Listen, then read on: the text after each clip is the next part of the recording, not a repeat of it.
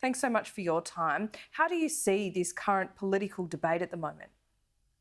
Oh, Laura, I suppose you need to break it down into chunks. First of all, I think the government has a very good record on national security.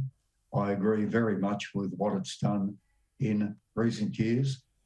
Secondly, there is nothing wrong in political parties having differences over national security in a liberal democracy.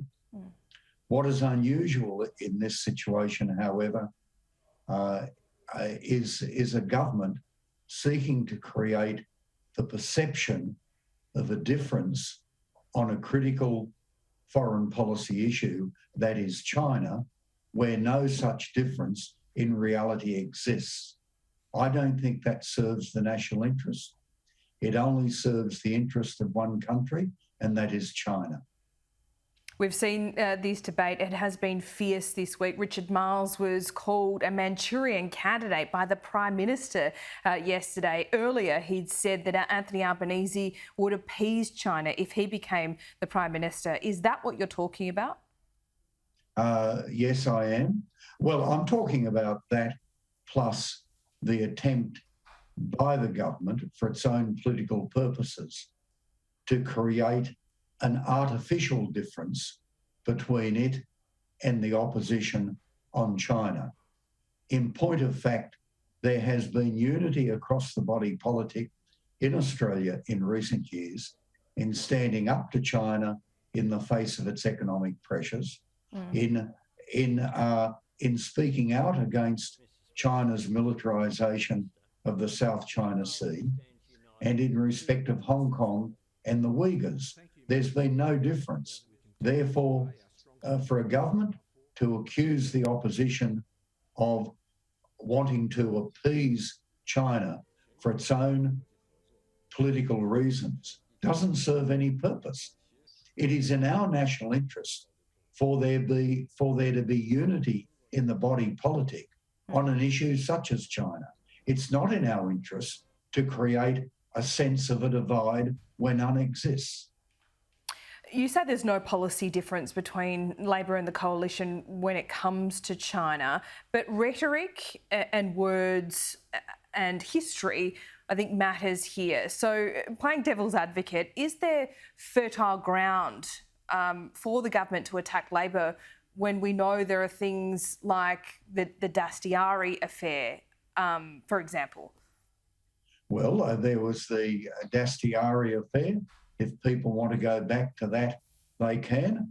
I suppose the opposition can then go back to the fact that the government wanted to have a particular, what was it? Not a consular agreement, but another agreement in terms of exchange of prisoners, which the opposition opposed. If you wanted to, you could go back to the lease of Darwin. But this, in reality, on the big issues, the two sides have been together. Indeed, but for the support of the opposition, the government might have had difficulty in getting some of its legislation through the parliament in this area. So to want to create the perception of a division where none exists doesn't serve any purpose but a domestic party political purpose. And no Australian government has sought to engage in this type of conduct in recent decades. Has ASIO been politicised, in your view, by the process of Senate estimates, that question from Kimberley Kitching and the leaking of other information about the puppeteer? I think Mike Burgess was spot on when he said he is responsible for what he does and what ASIO does. Politicians are accountable for what they say and what they do. I don't believe ASIO has been politicised. ASIO has too strong a sense of its responsibilities embedded in legislation for it to be allowed to be used politically. Indeed, but we still see that political debate play out. As you say, this kind of partisanship only helps China in many ways, that perception of a division. What is the effect of this debate? How might China leverage what it's seeing in Canberra this week? Oh, it likes to see. It actively seeks to create differences in Australia on matters such as economic pressure, on the other issues that are important to it, and any debate that is artificially fostered for domestic political purposes plays into that. So I'm simply puzzled why a government that has such a good record on national security should conduct itself in this way, which does not serve the national interest. I know why they're doing it, Yeah. but it is grubby beyond belief.